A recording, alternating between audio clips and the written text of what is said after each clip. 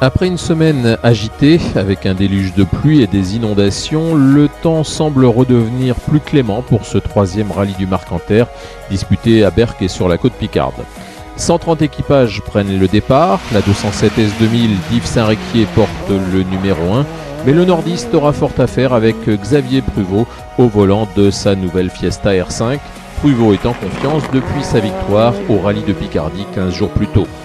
José Barbara est aussi présent avec sa DS3 R5. Le lendemain du rallye, José fêtera ses 72 ans. Teddy Blangarin fait également partie des favoris avec son escorte Cosworth, mais ce sera difficile de viser la victoire. Départ le samedi en fin d'après-midi pour 2 épreuves de vitesse sur les petites routes sinueuses du côté de Rue et de Quin. La lutte pour la première place est lancée entre Yves Saint-Réquier et Xavier Pruvot. Saint-Réquier rentre à Berck-sur-Mer à la fin de l'étape avec 2 secondes d'avance sur son adversaire. Teddy Blangarin suit à la 3e place, mais il est obligé d'abandonner à la sortie de l'ES2 à cause d'un caillou qui a déréglé la distribution de l'escorte Cosworth. C'est Francis Legrand avec sa Clio F2000 qui repartira le lendemain en 3e position.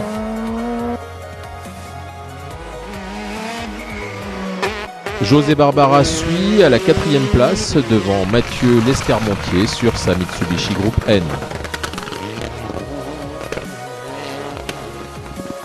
Anthony Dujardin caracole en tête de la classe FN3 avec une belle 6e place au général.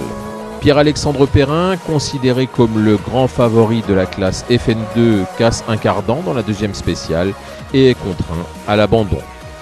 Dimanche matin, pour la 2e étape, le ciel tend vers le bleu azur et Xavier Pruvot décide d'attaquer d'entrée.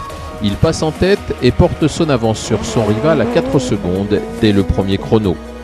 Francis Legrand et José Barbara concourent pour la 3e place. Après les 2 premières ES de la matinée, Francis Legrand résiste, mais José Barbara est à 3/10.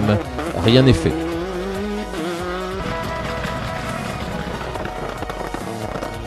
Derrière, la 5e place est elle aussi très disputée. Mathieu Lescarmontier est talonné par Marc Lance et Stéphane Terrache, tous les deux sur des Clio.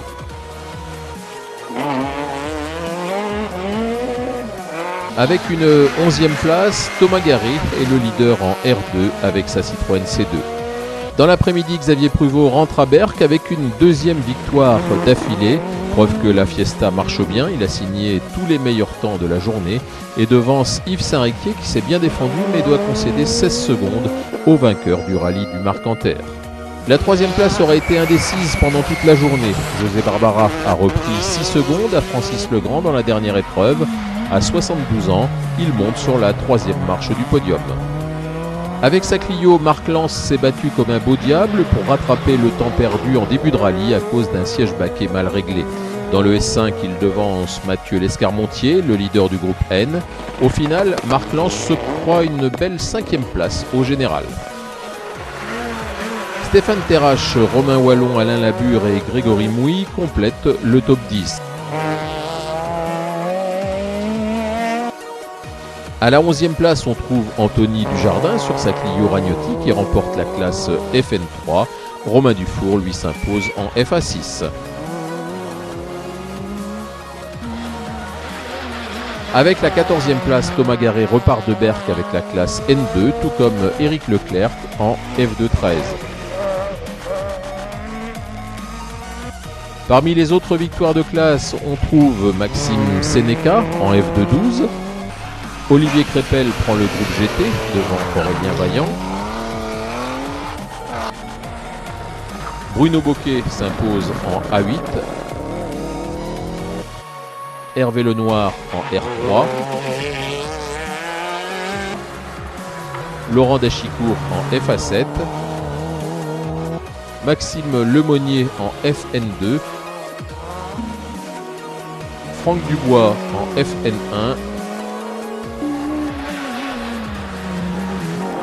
Romain Fabulé en FA5 et Thomas Durier en F2-11. Philippe Flamand a délaissé son Alpine 1600. Pour l'occasion, il officie en ouvreur et a choisi de ressortir une voiture de légende, l'ancienne Porsche de José Barbara, aux couleurs de Cedico, chaîne de magasins aujourd'hui disparue.